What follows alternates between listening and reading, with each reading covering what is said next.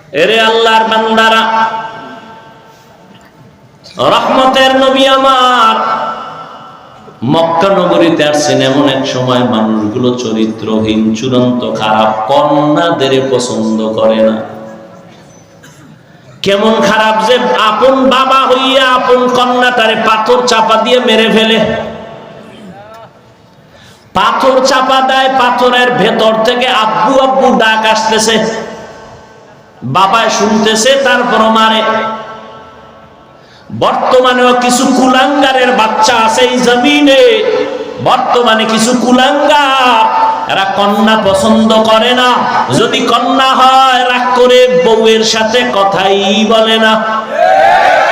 আছে না নাই? অথচ সৃষ্টির শ্রেষ্ঠ নবী আমার, তিনি বলেন আমি মুহাম্মদের একটা ছেলে নাই, আমি 4 কন্যার বাবা। আল্লাহ কয় বউ তোরে কন্যা দেয় না, বউয়ের সাথে রাগ করলি কেন?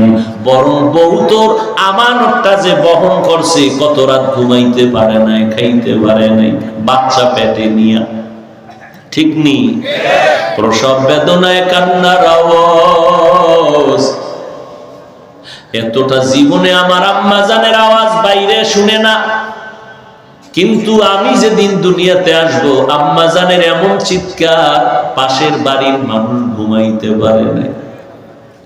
এমন কান্নার আওয়াজ, আমার আব্বা জানের গোপনে ডাইকা বলছে, স্বামী আমারে মাফ করে দেও, আমি বোধহয় আর বাঁচবো না, মরে যাব। ও আল্লাহর বান্দা, স্ত্রীকে পুরস্কার দেওয়া দরকার যে তুমি আমার আমানতটা বহন করছো, কত কষ্ট করেছো, পুরস্কার নাও। কত বড় নিমখারাম সন্তান মেয়ে হলো কেন, ছেলে দিলি না কেন, রাগ করে, কত বড় মূর্খ।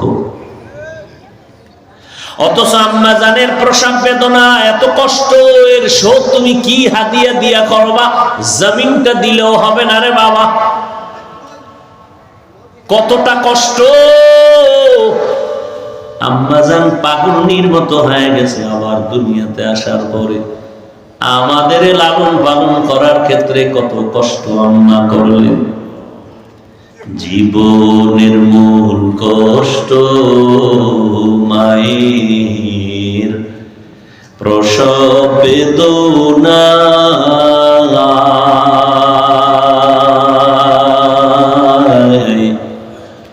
7 আসমান 7 জমিন তখন মায়েরই মাথায়।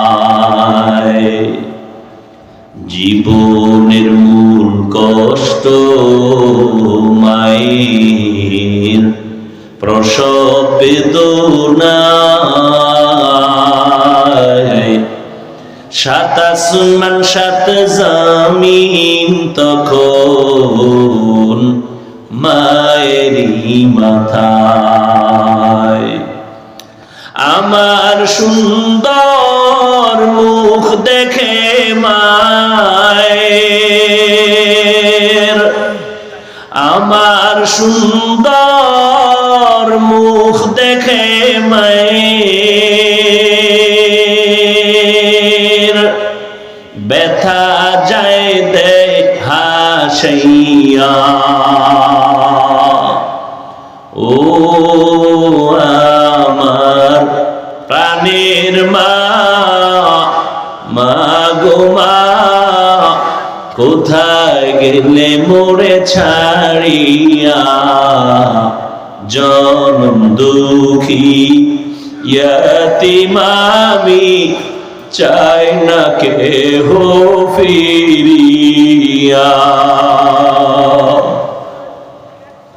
আমি যখন ছিলাম আমার মায়েরই উদরে, চলাফেরা করলেন যে মাই, কত কষ্ট করে। আমি যখন ছিলাম আমার মায়েরই উদরে, চলাফেরা বলেন যে মাই কত কষ্ট করে, এমন মাকে কেমনে আজি,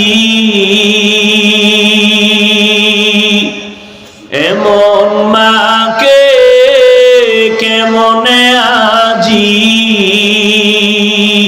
যাব আমি ভুলিয়া। ও আমার প্রাণের মা, মা গো মা, কোথায় গেলে মোরে ছাড়িয়া, জনম দুঃখী ইয়াতীম আমি, চাই না কেহ ফিরিয়া। এরে আল্লাহর বান্দারা, নবী বলেন ও কন্যাদের বাবা, আল্লাহ কন্যা দিলে শুকর আদায় করিও। 5টা ছেলে দিলে যা না হবে একটা কন্যা দিয়ে তার থেকে বেশি উপকার হবে। তোমার ওই 5টা ছেলে হলে কি হবে যদি ছেলেগুলো চরিত্র হারা হয়ে যায়? যাদের মাইয়া আছে, কন্যা আছে, আজকে পরীক্ষা করবেন। একটা বাচ্চা মাত্র 6 বছর বয়স, পরীক্ষা করে দেখবেন ছেলেরা আপনার জন্য কি করে, মেয়েরা কি করে। বাবা অসুস্থ, ছেলেদের কানে পানি যায় না, মেয়েটা পাগলের মতো হয়ে যায়, আমার আব্বুরে না দেখলে আমার মুখে খানা যাবে না। একটা মেয়ে বাবার জন্য যে কতটা পাগল। যাদের কন্যা আছে পরীক্ষা করে দেখবেন। আমার মায়ার নবী বলেন, ও জমিনের মানুষ, আমি মুহাম্মদের একটা ছেলে নাই, আমি 4 কন্যার বাবা। তোমরা যারা কন্যা পেয়েছো শুকর আদায় করিও। যদি একটা কন্যা পাও, একটা জান্নাতের মালিক। 2টা কন্যা যদি পাও, তুমি 2টা জান্নাতের মালিক হয়ে গেছো। ও আল্লাহর বান্দারা, আল্লাহর নবী এসে নারীদের সম্মান সর্বোচ্চ শিখরে নিয়ে গেলেন। কিয়ামত পর্যন্ত নারীদের অপমান করার আর কোনো রাস্তা নেই। এরে নবীনা আশিক, রহমতের নবী আমার এই চরিত্রহীন মানুষগুলোকে মাত্র 13 বছরের ব্যবধানে স্মরণের মানুষ বানায় দিলেন। আল্লাহ জিব্রাইলের পাঠায় বলে, যাও লিস্টি নিয়ে নবীর হাতে দেও। এই লিস্টির মধ্যে যাদের নাম আছে, নবী যেন ঘোষণা করে দেয় এই লিস্টির নাম যাদের আছে সব বিনা হিসাবে জান্নাতি।